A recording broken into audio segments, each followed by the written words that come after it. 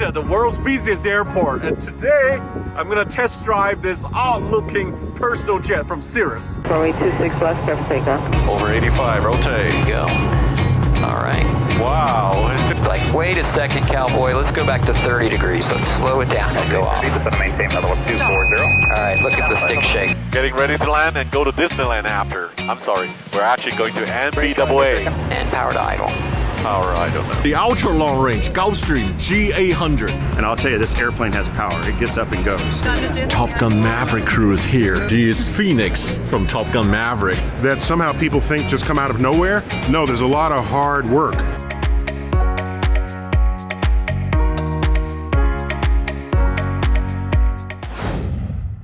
All right, Sam, my name is Joel Mayo. I'm your Vision Jet instructor pilot today. Are you ready to head to NBAA? I'm ready to fly. All right, we're gonna put you in the left seat and you're gonna get us out of the busiest airspace in the world today. How's that sound? That sounds really great. It's like getting in a car. Now just slide up. Man, it really felt like I'm in a car, right? It feels pretty comfortable, huh? Yeah. And your primary flight display comes alive, so the emergency bus is working. Now we'll turn on the main battery 1, which powers all of the avionics. All right, now you're gonna take the silver knob and move it to the run position. This one here. Yep. This is how we start the engine. That's gonna turn the There you fuel go. pump on. And now you'll just hit the start button just above that. Just, Hit this one here. yeah, push it and let it go. Let go. Let go. Yep. That's So it. you can see the engine's going, powering up here. It's like no difference of driving a car. Oh yeah, I lost some weight. My weight's 230 right now. All right, just hit enter. Enter. And then I'll put in my weight. I'm 175. And we've probably got, you know, about 100 pounds of bags. Yep. Okay, so you can look here and see we're in the green, we're in the envelope. Our total aircraft weight is 5,780 pounds. And based on the temperature and the density altitude, it's going to run our performance charts for us. So, based on our weight and temperature, density, altitude, we need about 1,900, just under 2,000 feet to become airborne. And assuming we have obstacles, we'll plan for 2,800 feet total distance. Atlanta clearance, good morning, Vision Jet 728 Delta Lima, and we have information X-ray, we're ready to copy IFR to Orlando. Alright, 728 Delta Lima. Cleared to Oscar Romeo Lima via the Varsity 300 departure, no key transition that is filed. Maintain 1010,000, expect flight level 31010 minutes after departure. Squawk 6076. Atlanta ground, good morning, Vision Jet 728 Delta Lima, X-ray, and we're at signature, ready to taxi. 728 Delta Lima, Atlanta ground, runway 26 left, taxi via left turn on Alpha, hold short, runway 26 right at the approach end.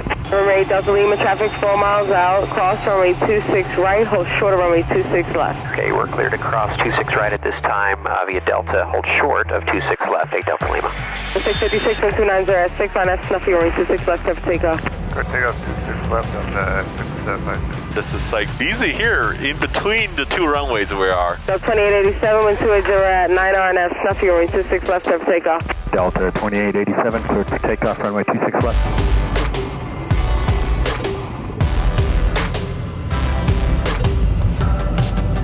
Well, it looks like we're number 4 out of here. They're clearing it really fast here as well as busiest, 1 by 1 every minute. There's little Sammy's personal Cirrus Vision Jets right. getting out of Atlanta. How's that? I would love to see the perspective of all these jumbo jets and then the Vision Jet sitting here sandwiched in the middle. I think we're the coolest one though. All right, so comms are set, ATIS is set, altimeter set, transponder set. Here comes our moment on one of the busiest runway in the United States, in the world, I guess. 26 left departure out of Atlanta. 90 contact. Runway Delta Lima, the wind is 290 at 11 on F to Snuffy, runway 26 left, clear for takeoff.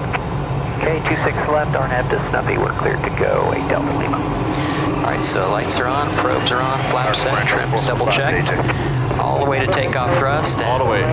Heels are on the floor, no more brakes. We're tracking the center line, and we're looking for 85 knots. You'll notice the yoke came back just a little bit. It's good. All right, you can start adding a little back pressure. Just a little back pressure. Over 85, rotate. Go. All right. Wow, it feels good, actually. Pretty nice, It's huh? really good. Lift up a jet, yes. All right, so positive rate. Go ahead and Positive. retract the gear. You'll go out Gear it and up. Yep. November 8 Delta Lima, contact departure 13347. 3347, 8 Delta Lima, thanks for that. Word. Atlanta Departure Vision Jet 728 Delta Lima, passing 2900 RNAV Snuffy, and we're max at 200 knots on the climb. 728 Delta Lima, Atlanta Conic approach is going to be our departure 25 to 65.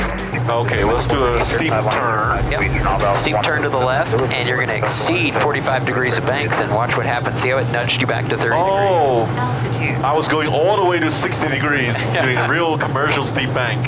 Now the computer just corrected me back to Yeah. less than So 45 that's called degrees. electronic stability protection. It's just going to keep you from exceeding the envelope of protection there. Let's do the right turn. Here it comes. Like, wait a second, cowboy. Let's go back to 30 degrees. Let's slow it down here. Yeah, the airplane doesn't like me to do steep bank. Doesn't like that. So we're clear to the left. All right, so we're flying a jet at 75 knots, and you see the little chevrons? Yep. The chevrons represent where my stall speed is. And as soon as I touch that, the stick shaker's going to go off. Going to maintain level of 240. All right, look at the stick shaker. Look at Oh, it it's shaking, vibrating like yes. crazy. Yes. So all we do to recover is just lower the nose, add power, 529. and then establish a positive rate of climb, get some flaps up, and then we'll go positive rate, gear up. Let me ask you, if I were to pass out all of a sudden, can you fly this plane and land it?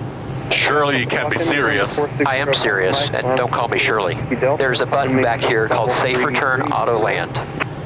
Save return auto land. It can auto land itself. It will auto land itself, so if you were to push that button, let's say I pass out, I choke on my snacks later in the flight, you can push that button. It takes into account all the airports, all the suitable airports within our fuel range. It will take over communications with air traffic control. It'll squawk the emergency code 7700. It will circumnavigate around weather, traffic, and terrain, and fly the instrument approach to the runway. So this assumes there's a broken pilot. This assumes there's a broken airplane. So this is the CAP system, the Cirrus Airframe Parachute System, which means it deploys a 90-foot canopy to safely let the airplane float to the ground in case of a true emergency. Yeah, you're single engine, but you have to think about it, the redundancy to make it safe. Correct. So, hey Sam, we're direct Shrek at this time, and Shrek. Not everybody knows this, but a lot of the waypoints in and around Orlando are named after Disney characters. All right, Sam, we're descending on the arrival, and just minutes out from Orlando Executive. Are you ready for this? Getting ready to land and go to Disneyland after. I'm sorry, we're actually going to NBAA. All right, so our final approach speed is 95 knots, and as we get a little closer to the threshold, the goal is to land the airplane just across the numbers at VREF, which based on our weight is 80 knots. Roger. All right, we'll exit Echo. And then we have trailing landing gear, so it absorbs the landing quite well. You're ready whenever. We're going to fly the airplane all the way to the ground and just add just a little bit of back pressure, and I'll give you verbal cues here. All right, let's go to 25% power. There you go. That's nice. Airspeed's going to start slowing down to VREF. Gears down, flaps are full, final check. Down, final. All right, this looks great. Airspeed looks great. All right, 345 Foxtrot Hotel, continue on that westbound heading, remain outside the Bravo. And the key is keeping power in almost all the way to the ground. Yep. Foxtrot Hotel. All right, heels are on the floor. Yep. All right, start backing it down to about 15%. And power to idle. Power idle now.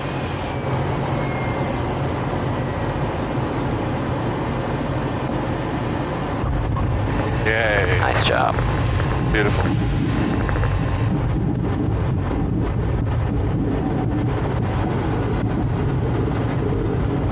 Hey, congratulations on your first jet landing. Well, thank you. Thank you. Welcome to NBAA. Well, you're a great instructor. It was a pleasure flying with you, and now can't wait to check out the show.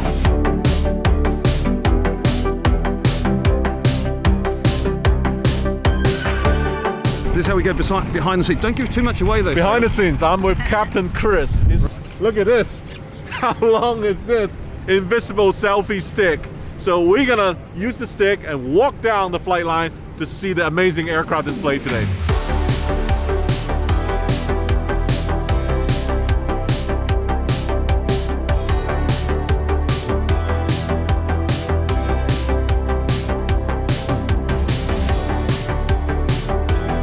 The first airplane I want to see here is the ultra long range Gulfstream G800.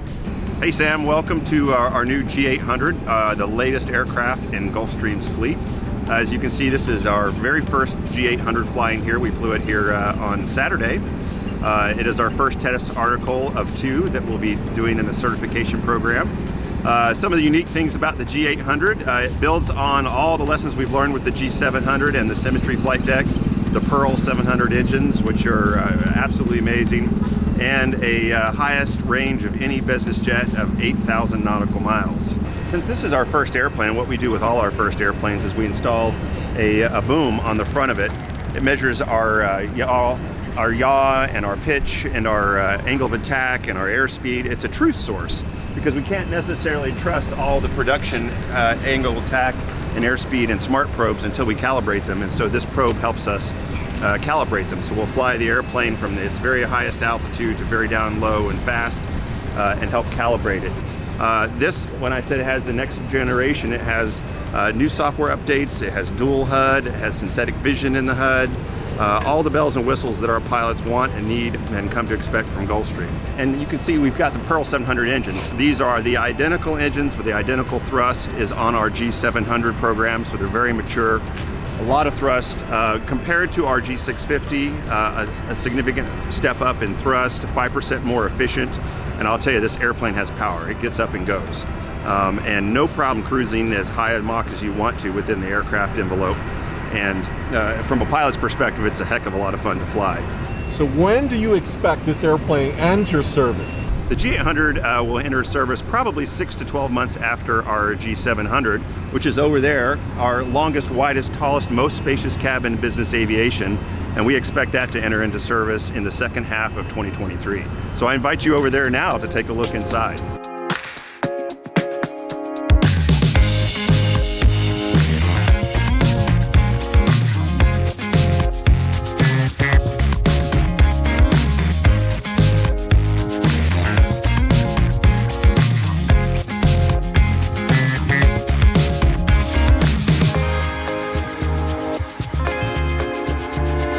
Hey Sam, I want to show you a really cool trick of how to make a really cool video called the cabin push inside this Falcon 10X.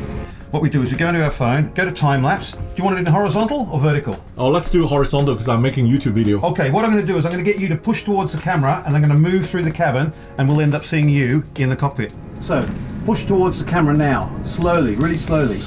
Hold that pose, hold that pose. And now I'm going to walk through this beautiful 10X cabin. Right, hold that pose. And then we get to see the whole cabin as I move through it. Okay Sam, now sit in the cockpit like you've been there all along. Okay, I'll sit in the cockpit. Okay, you comfortable? Yep, I'm ready. Okay, now I'm filming again. So what does that look like? So it looks like you've started at the back of the airplane, I've walked all the way through the cabin, and now you're sitting in the cockpit, and we put them together and it'll be one reel. That's your trick, Captain Chris, the cabin push. That's what we do.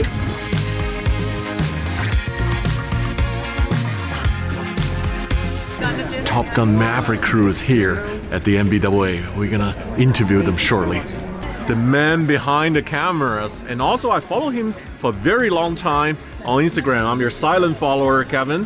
You are actually the helicopter pilot who filmed the Top Gun movie. This is a career that I got very lucky to be able to follow. As with any aviation career, they're all very special. I got to do a lot of other jobs to build experience. But this is one that I'm passionate about. It's a family business, so it's kind of our love letter to aviation, and I'm taking over in my dad's footsteps. He's semi-retired to being a Hollywood stunt pilot. So I'm a very fortunate pilot in that I get to be an aerial coordinator and motion picture stunt pilot. And what that means when I'm an aerial coordinator, production companies hire me as an independent contractor, or OEMs or airlines to help them create amazing aerial content. check out my Instagram. There's really cool work on there from Delta and lots of manufacturers. You'll see the Cinejet, which is a jet that I created specifically for Top Gun Maverick. We're now using that in a lot of cool different roles. You'll see the Phenom jet that I get to fly. My friend Jonathan Spano owns that. And you'll see all the helicopter work we get to do. So it's super fun. It's different. You may recognize her. She is Phoenix from Top Gun Maverick, Monica Barbaro. And what an opportunity to meet you backstage here at NBAA-BACE. I want to know, how many Gs did you pull in the F-18 you flew? In the F-18, the limit is 7.5 Gs. So we pulled 7.5, but the extra we pulled like 8.2. And what is your favorite aviation moment in that movie? There's this one moment in the very beginning when Maverick is flying the Dark Star, and they just strike this beautiful single note, and you see the plane flying over some clouds, and like it's just this beautiful shot, and it always makes me really emotional. It's just such a love letter to aviation and such a pristine moment in the film.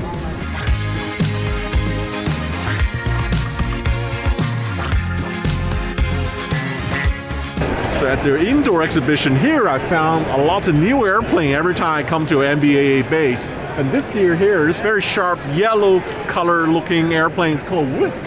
This is our two-seat aircraft. It uses 12 lift fans, all independently controlled, to take off and land vertically.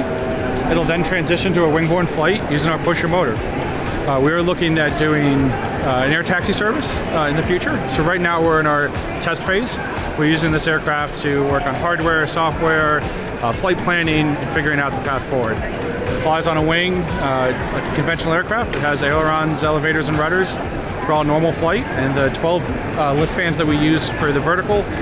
This is a clockwise spinning fan. We use this for the vertical portion of the flight. Like I said, they're all independently controlled. They're all fixed pitch. There's no moving parts. We control everything in the hover based on RPM. Yeah. It's gonna get a little warm. Okay.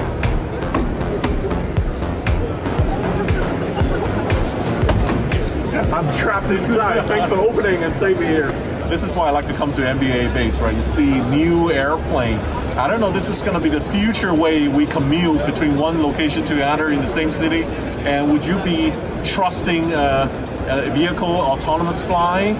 Would you be comfortable like that? Leave it in your comment. So has it flown before? This is one of our prototypes. This model is one of a few that we have, and we have about 1,600 flights. What's the range of this vehicle here? This aircraft right here will fly about 30 or 40 miles and still land anywhere reserve. Oh my gosh. So it's out of this comes the innovations that somehow people think just come out of nowhere. No, there's a lot of hard work, a lot of inventive thinking that goes on from very creative people that assemble for this each year. And what I'm seeing now is this whole concept of sort of drone travel. So it's not just something you control on a joystick in your backyard. Human beings are getting into them. And I see a lot of that around here. And a big feature, of course, is the vertical takeoff. So that means you don't need airports, do you? You just need a bullseye somewhere at the top of a building, in a backyard, or wherever. So I very much look forward to this being the future of aviation, or rather, the future of just getting around.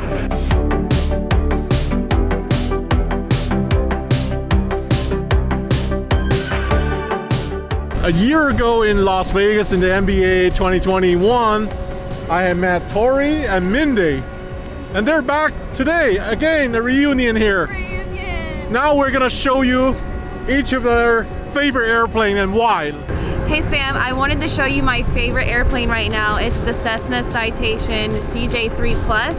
It's a really fun airplane for me. It's a very valuable type rating for pilots because you can fly 9 different citations with the 525 type.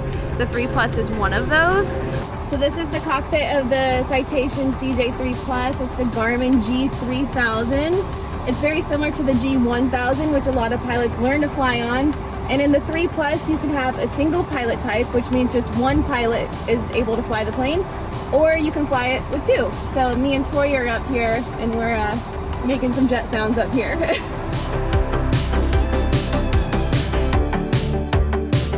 I found tour pilot Tori at the Bombardier display here. Well, you had an incredible story, and then why don't you tell everybody on the lens here? So last year I actually interviewed with Sam, and he asked me what airplane I was most excited to see. And last year I was so excited to see the Global. I was like, it's my dream airplane. I hope in a few years to be on it. Well, by meeting someone here at NBAA, I actually was type rated, and so a year later, here I am back and actually flying and working on a Global. So from telling me your favorite airplane to flying one is a big achievement. Congratulations. In 1 year, yeah. So I knew you were a Citation pilot. So you moved to Global, so you did a transition from a small Citation to a big Global, right? I did. How did that work out? So I went from a small jet into a heavy jet, and not to mention one with such a swept wing. So it was a little bit of a transition, but the Bombardier makes great airplanes and they're really easy to fly. So I went to CAE to do all my training. It took about 3 weeks and then came out with a Global XRS type rating. That's it? Yeah. That easy? It was pretty simple, and then immediately jumped on the flight line because contract work and the need for global pilots is just so high right now.